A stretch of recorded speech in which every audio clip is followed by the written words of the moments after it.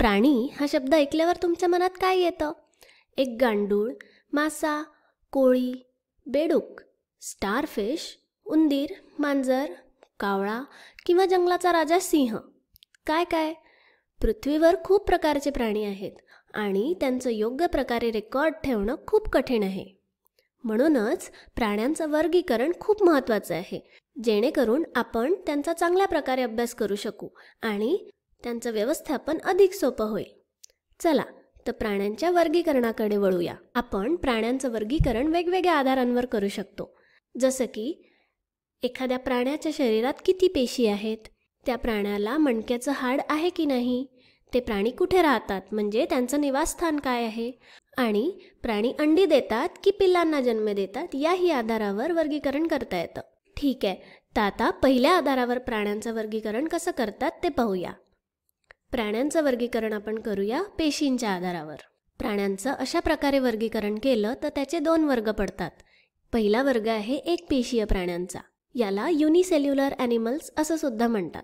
हे प्राणी फक्त एका पेशीपासून बनलेले असतात, म्हणजे पूर्ण प्राणी हा एकच पेशी असतो. हे प्राणी खूप लहान असतात आणि त्यांना सूक्ष्मदर्शकाखालीच बघावं लागतं. आणि यातला दुसरा वर्ग आहे बहुपेशीय प्राणी.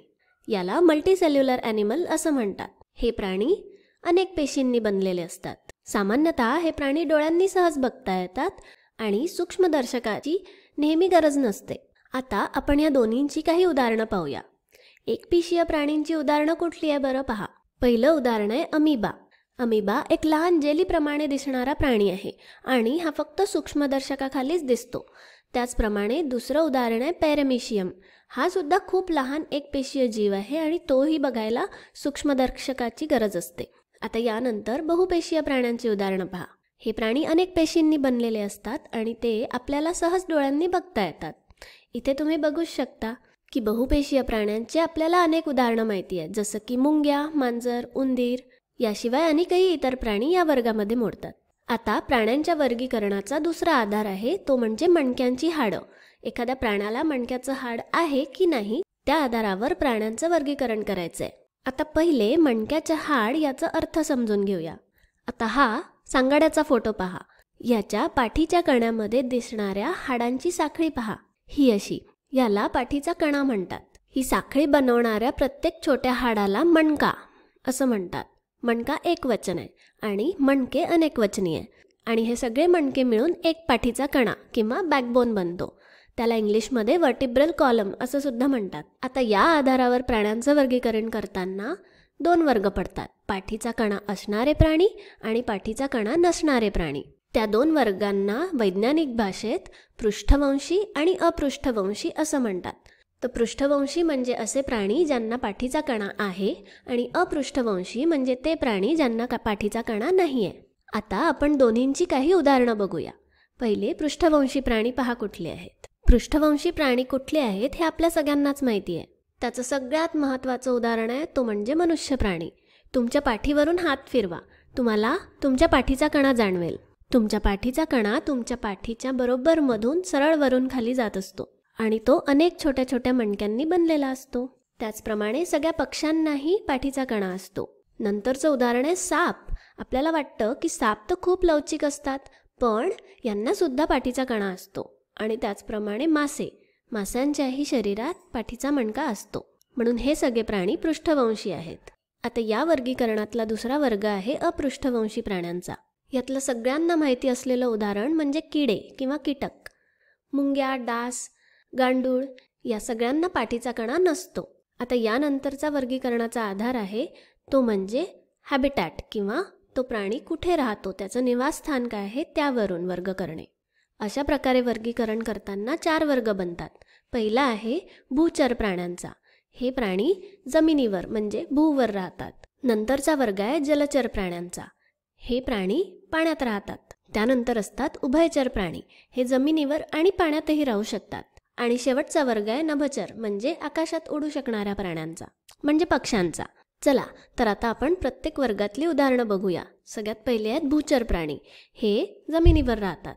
बरोबर, आपल्याला आजूबाजूला दिसतात असे जवळपास सगळे प्राणी, पक्षी सोडून सगळे प्राणी हे भूचर असतात. सिंह, माकड, मनुष्य प्राणी, कुत्रा, मांजर, ससा हे सगळे प्राणी भूचर आहेत. नंतर पुढचा वर्ग आहे जलचर प्राण्यांचा. आता पाण्यात राहणारा प्रत्येक प्राणी जलचर आहे, बरोबर? त्याचे उदाहरणं आहेत मासा, स्टारफिश, जेलीफिश असे सगळे प्राणी. आता बघू उदाहरणं उभयचर प्राण्यांची. उभयचर प्राणी हे पाण्यात आणि जमिनीवर सुद्धा राहू शकतात. याच्यात बेडूक, सॅलमँडर, मगर हे सगळे प्राणी उभयचर आहेत. बेडूक आणि सॅलमँडर हवेतला ऑक्सिजन आणि पाण्यामध्ये सुद्धा विरघळलेला ऑक्सिजन त्यांच्या त्वचेतून घेतात. त्यांच्या त्वचेवर जे छोटे छोटे छिद्र असतात त्यांच्यामधून हा ऑक्सिजन किंवा प्राणवायू ते शोषत असतात आणि तशा प्रकारे ते श्वासोच्छ्वास करतात. आता आपण म्हटलं की मगरसुद्धा उभयचर प्राणी आहे, पण मगरीला आपल्या त्वचेतून श्वास नाही घेता येत. मगर पाण्याखाली राहते, पण श्वास घेण्यासाठी तिच्या तोंडाचा वरचा भाग पाण्याबाहेर ठेवते आणि तिथून म्हणजे नाकानीच श्वास घेते. पण मगर जमिनीवर सुद्धा चालू शकते. आणि आता सगळ्यात शेवटचा वर्ग आहे नभचर प्राण्यांचा. यात सगळे पक्षी येतात, जसं की गरुड, कबूतर, पारवा, कावळा, चिमणी, मैना वगैरे वगैरे सगळे पक्षी. सगळ्या पक्ष्यांना पंख आणि पिसं असतात, ज्यामुळे ते आकाशात उंच उडू शकतात. आता आपण बघूया वर्गीकरणाचा शेवटचा प्रकार. याच्यात एखादा प्राणी अंड देतो की नाही या आधारावर वर्गीकरण केलेलं असतं. त्यातला पहिला वर्ग आहे अंडज म्हणजे ओव्हिपॅरस. हे प्राणी अंडी देतात, आपल्या शरीराच्या बाहेर अंड घालतात. आणि दुसरा प्रकार आहे जरायुज म्हणजे विव्हिपॅरस प्राणी. हे अंड न देता पिल्लाला जन्म देतात. आता अंडज प्राणी कुठले आहेत ते पहा. जवळपास सगळे पक्षी हे अंडज प्राणी असतात. त्याचप्रमाणे मासा आणि बेडूकसुद्धा अंडी घालतात. आणि मग या प्रकारातला दुसरा वर्ग आहे जरायुज प्राण्यांचा. हे प्राणी जिवंत पिल्लांना जन्म देतात. याची उदाहरणं तर आपल्याला सगळ्यांनाच माहिती आहे. मनुष्य प्राणी हा जरायुज प्राणी आहे, म्हणजे विव्हिपॅरस आहे. त्याचप्रमाणे कुत्रे, मांजरं हे सुद्धा पिल्लांना जन्म देतात. तर अशा प्रकारे आपण प्राण्यांचं वर्गीकरण 4 वेगवेगळ्या प्रकारे केलं. पहिला प्रकार म्हणजे प्राणी एकपेशी आहे की बहुपेशी आहे या आधारावर. दुसरा प्रकार म्हणजे प्राणी पृष्ठवंशी आहे की अपृष्ठवंशी आहे. तिसरा प्रकार म्हणजे ते प्राण्यांचं निवासस्थान कुठलं आहे. आणि चौथा प्रकार म्हणजे ते प्राणी अंडी घालतात की पिल्लांना जन्म देतात या आधारावर. मग आता सुरुवातीला जे आपण सगळे प्राणी पाहिले होते त्या सगळ्यांचं वर्गीकरण तुम्ही कसं बरं कराल?